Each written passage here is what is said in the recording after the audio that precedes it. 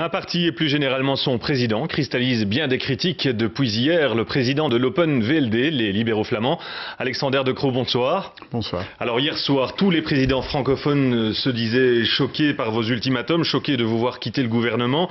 On vous accuse d'être irresponsable. Il faut quand même préciser que ce n'est pas nos ultimatums. Quand on a commencé le terme 2, vraiment la base de l'accord du gouvernement, c'était dire que l'histoire BHV, qu'on en soit débarrassé avant Pâques. Et en fait, nous, on a complètement cru ça. On a fait tout ce qu'on pouvait faire pour arriver à une solution. Au début des négociations plénières qu'on a eues la semaine passée, tout le monde était d'accord de dire on va faire cela. Pour nous, c'est crucial qu'on soit débarrassé rapidement de BHV parce qu'on a vu dans ce gouvernement qu'on a déjà essayé 5 fois de le faire. Si je comprends bien, Jean-Luc Dehaene n'a pas bien fait son travail. Non, je pense que Jean-Luc Dehaene a fait un bon travail pendant les 5 mois précédents, mais que pendant la négociation, on voyait très bien que certains partis ne voulaient pas respecter le boulot qu'il avait fait, parce qu'il avait fait un boulot de filtrage de sujets, et on quittait en fait tout le temps la liste des sujets proposés par Jean-Luc Dehaene, et que certains partis ne voulaient pas s'inscrire dans un certain timing.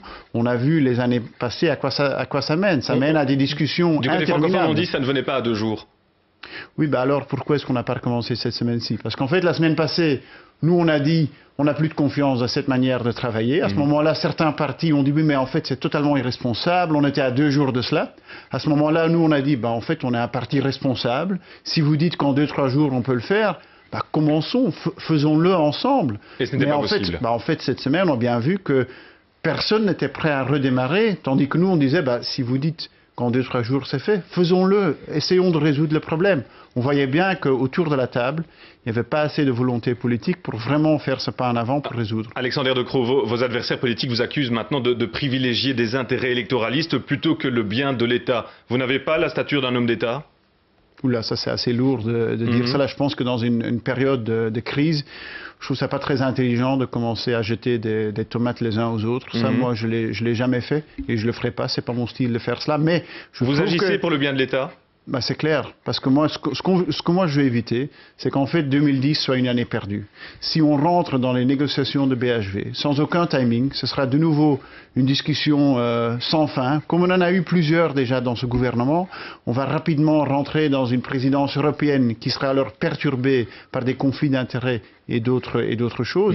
Et c'est pas de cette manière-là que nous on veut faire de la politique. Nous on veut réaliser des choses, on veut pas avoir un gouvernement qui est paralysé par du communautaire. Alors, Monsieur De Croo, dès ce soir, nous sommes donc quasiment en campagne électorale. On dénonce également le fait que votre parti avait déjà réservé des emplacements publicitaires en vue des élections. Est-ce que vous êtes satisfait personnellement de la tenue prochaine des élections ? Je pense que ce que les semaines passées ont montré, c'est que dans la constellation actuelle, c'est très difficile de résoudre BHV. Parce qu'en fait, on a essayé de le faire dans un sens assez aigu. Ce sera plus simple après les élections ? Je pense qu'après les élections, si on a des élections maintenant, ce n'est pas encore décidé. On y pense, mais ce n'est pas encore décidé. On va avoir entre 2010 et 2014 une période de 4 années sans aucune élection, sauf les élections communales, mais ça c'est très différent. Où là, donc, on a toute une période où on peut vraiment travailler, où aussi les partis seront beaucoup plus capables de se sortir des tranchées. Dans la situation actuelle, il y a toujours une élection l'année prochaine et on voit bien qu'aucun des partis veut prendre des risques. Parce que chaque parti est tout le temps en campagne électorale, si je vous comprends bien. Voilà, tout le monde est toujours en campagne et dans ces circonstances-là, c'est très difficile de faire des concessions. Alors, ces élections ne vont pas résoudre par magie le problème BHV. Les présidents de partis francophones déclarent qu'on était proche d'un accord. C'est votre avis ? Non, clairement pas. Et je pense que ça s'avère maintenant dans plein d'articles dans la presse qu'il y avait quand même des notes entre les francophones. Nous, par exemple, on disait que c'était pas du tout un bon accord et qu'ils allaient essayer de tout renégocier, etc. Moi, je pense que très clair du début, j'ai vu que on n'était pas du tout près d'un accord et que ce n'était quelque chose qui n'allait pas fonctionner. Mais bon, c'est clair que quand nous on décide de ne pas continuer, que tout le monde n'est pas d'accord avec nous. J'ai très bien senti dès le début qu'on était dans un mode électoral. Bon, si on fait ce choix-là, ça c'est le choix. Brièvement, Alexander De Croo, ne craignez-vous pas de par votre attitude que finalement de donner de l'eau au moulin aux partis extrémistes et nationalistes ? Je voudrais quand même préciser que je ne suis pas un nationaliste. En fait, je déteste le nationalisme. Moi, je suis quelqu'un qui veut faire fonctionner ce pays et j'ai vraiment un souhait que ça fonctionne bien. Mais il ne faut pas avoir peur des extrémistes. Et dire on a peur des extrémistes, donc il ne faut pas organiser des élections, ça c'est totalement démocratique. Ce qu'il faut faire, c'est offrir une alternative. Le fait d'avoir un gouvernement qui aurait été immobilisé pendant une année de plus, je pense que ça donne des ailes aux extrémistes et ça, je ne veux pas le faire. Brièvement, quelle est l'image que vous avez de la Belgique du futur? Un État fédéral? Oui, je suis belge, je suis un Belge fédéral. Moi, je veux que ce pays fonctionne. Ce pays, c'est... Avec une grande réforme de l'État, vous l'avez dit ce matin sur les radios. Oui, une réforme de l'État, mais la Belgique est indivisible. Hein, c'est des frères siamois, c'est impossible de diviser la Belgique.